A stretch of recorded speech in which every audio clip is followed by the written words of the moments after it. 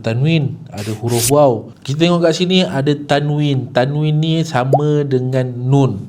Okay, jadi kita tengok kat sini hukum nun. Okay, nun tadi bertemu dengan waw. Jadi kita pusingkan dia, kita jumpakan dia dengan huruf waw. Nun ataupun tanwin bertemu dengan waw. Tengok pada hukum nun sakinah. Bulatan yang bawah ni, jangan tengok bulatan lain.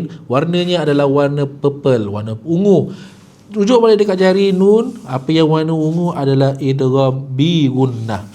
Maksud dekat sini adalah masukkan nun beserta dengung. Jadi rujuk balik kepada Quran kita tadi. Jadi kita kena baca syahiqaw wa hiya tafur. Syahiqaw. Maksudnya kita masukkan nun tu kepada huruf sebelah ada huruf waw tu. Jadi itulah cara dia macam mana kita nak mengaji lebih bagus dengan kad jari tajwid. Jadi lepas ni dah jangan blur lagi, jangan keliru lagi waktu kita tengah mengaji Quran, sebab kita dah boleh terus rujuk. Keliru, terus pusing kad jari tajwid, terus settle masalah anda. Jadi dapatkan satu untuk kita mengaji lebih bagus.